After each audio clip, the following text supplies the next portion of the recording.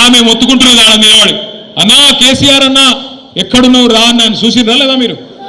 అగో ఇవాళ రాష్ట్రంలో ఎవలకు ఏ కష్టం వచ్చినా ఆటో డ్రైవర్లు తమ ఆటోలు వెనుక రాసుకుంటున్నారు, అన్నా తప్పైపోయింది, అన్యాయం అయిపోయినాం, ఆగమైపోయినాం, కేసీఆర్ గారు ఎక్కడ ఉన్నావు అని ఆటో డ్రైవర్లు యాద్ చేసుకుంటాను, ఉద్యోగులు యాద్ చేసుకుంటాను.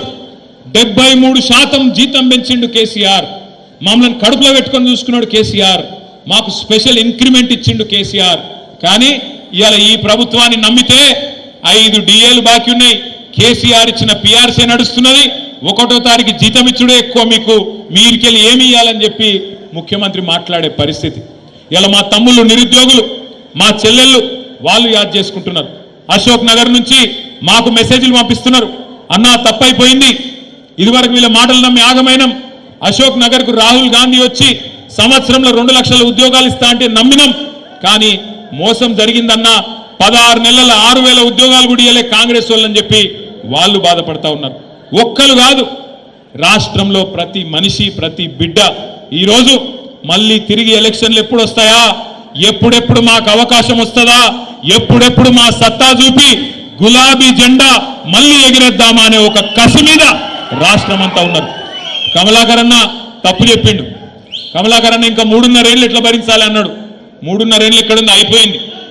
ఆఖరి 6 నెలలు ఎలక్షన్ అయినా 16 నెలలు ఓడిసేపాయి, ఇక మిగిలిందంతా 3 ఏళ్ళు. ఆ 3 ఏళ్ళు కూడా ఇప్పుడు ఒక సంవత్సరం మొత్తం సిల్వర్ జూబ్లీ సెలబ్రేషన్ ఉన్నది. ఈ సిల్వర్ జూబ్లీ మొత్తం 25వ సంవత్సరం ఏదైతే మనం జరుపుకోబోతా ఉన్నామో మన రజతోత్సవం, ఆ రజతోత్సవంలో బ్రహ్మాండంగా సంవత్సరం పాటు కార్యక్రమాలు ఉంటాయి. అన్ని జిల్లాల్లో కార్యక్రమాలు ఉంటాయి, అన్ని నియోజకవర్గాల్లో కార్యక్రమాలు ఉంటాయి, హైదరాబాద్లో కూడా కార్యక్రమాలు ఉంటాయి. 32 జిల్లా పార్టీ ఆఫీసులు ఏవైతున్నాయో అంతటా కూడా చక్కగా తెలంగాణ ఉద్యమం నుంచి మొదలు పెడితే అధికార పార్టీగా మనం సాధించిన విజయాలు, ఉద్యమ పార్టీగా తెలంగాణ ఎట్లా సాధించిండు కేసీఆర్ గారు, అవన్నీ కూడా ఈ తరం పిల్లలకు తెలిసే విధంగా శిక్షణ శిబిరాలు ఉంటాయి, ఈ తరం పిల్లలకు తెలిసే విధంగా ఫోటో ఎగ్జిబిషన్లు ఉంటాయి, డాక్యుమెంటరీలు ఉంటాయి. సంవత్సరం మొత్తం అదే పని చేద్దాం. ఏప్రిల్ 27 నాడు వరంగల్లో మరి ఇప్పటిదాకా పెద్దలు చెప్పినట్టు లక్షలాదిగా మనందరం కూడా కదిలిపోవాల్సిన అవసరం ఉన్నది. మీకు నియోజకవర్గాల వారీగా పరిశీలకులు, అబ్జర్వర్లు స్టేట్ పార్టీ నుంచి వస్తారు, తప్పకుండా అందరం సమిష్టిగా పనిచేయాల్సిన అవసరం ఉన్నది. ఏ నియోజకవర్గానికి ఆ నియోజకవర్గం.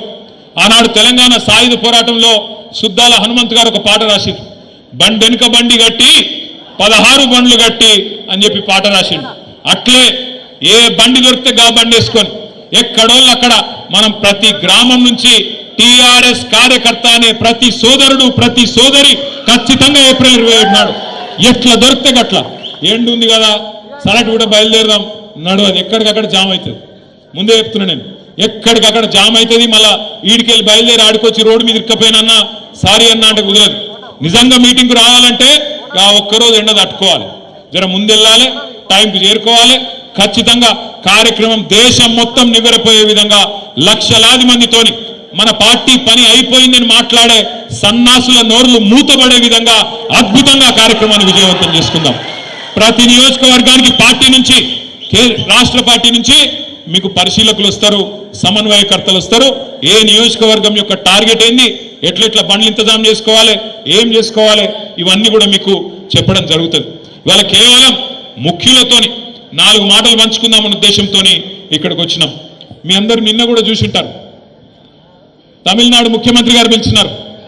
మరి దక్షిణ భారతదేశానికి అన్యాయం జరగబోతున్నది, ఈ కేంద్రంలో ఉన్న బీజేపీ ప్రభుత్వం యొక్క దుర్మార్గమైన సవతి తల్లి వైఖరితోని మన దక్షిణాది నష్టపోతున్నది. జనాభా నియంత్రణ పాటించిన పాపానికి 1971లో ఆ రోజు అప్పుడున్న కాంగ్రెస్ ప్రభుత్వం కేంద్రంలో వాళ్ళే చెప్పిండ్రు, హమ్ దో హమారే దో అని నినాదం ఉండేది. ఇవి చాలా మందికి తెలియదు చిన్నపిల్లలకు, కానీ ఆ రోజుల్లో హమ్ దో హమారే దో అంటే జనాభా బాగా పెరిగిపోతా ఉంది, అరికట్టాలి, తగ్గియాలి, కుటుంబ నియంత్రణ ఆపరేషన్లు చేయాలని టార్గెట్లు పెట్టి ఊరూరికి క్యాంపులు పెట్టి దేశ జనాభాను కంట్రోల్ చేయాలని చెప్పి భారత ప్రభుత్వమే కుటుంబ నియంత్రణను ఆ రోజు ముందుకు తీసుకొచ్చింది. మరి కుటుంబ నియంత్రణ బాగా పాటించిన రాష్ట్రాలు మన ఉమ్మడి ఆంధ్రప్రదేశ్, ఇప్పుడున్న తెలంగాణ, ఇప్పుడున్న ఆంధ్రప్రదేశ్, తమిళనాడు, కేరళ, కర్ణాటక ఈ రాష్ట్రాలేమో పాటించినాయి. భారత ప్రభుత్వం చెప్పింది కదా, మంచి పనే కదా, దేశం జనాభా తగ్గితే దేశం ముంగటపడుతుందట, ముందుకు పోతుందట, అభివృద్ధి జరుగుతుందట, మనకిద్దరు పిల్లలే ఉంటే దేశానికి మంచిదట అని చెప్పి దేశభక్తులుగా భారత ప్రభుత్వం చెప్పిన మాటను పాటించింది దక్షిణ భారతదేశంలోని రాష్ట్రాలు. కేవలం దక్షిణ రాష్ట్రాలే కాకుండా ఇంకా కొన్ని ప్రగతిశీల రాష్ట్రాలు కూడా, ఒరిస్సా కావచ్చు, పంజాబ్ కావచ్చు, ఇంకా కొన్ని రాష్ట్రాలు కూడా, పశ్చిమ బెంగాల్ కావచ్చు, పాటించినాయి. ఏమైంది దానివల్ల మన రాష్ట్రాలలో జనాభా తగ్గుకుంటూ వచ్చింది. ఆంధ్రప్రదేశ్లో తగ్గింది, తమిళనాడులో తగ్గింది, కేరళ తగ్గింది, కర్ణాటక తగ్గింది, పశ్చిమ బెంగాల్ తగ్గింది. తగ్గిన తర్వాత మరి ఈరోజు కేంద్ర ప్రభుత్వం కొత్త పంచాయతీ పెడుతుంది. కేంద్ర ప్రభుత్వం ఏమంటున్నది, ఎక్కడెక్కడైతే జనాభా తగ్గిందో అక్కడక్కడ ఎంపీ సీట్లు తగ్గిస్తా అంటది.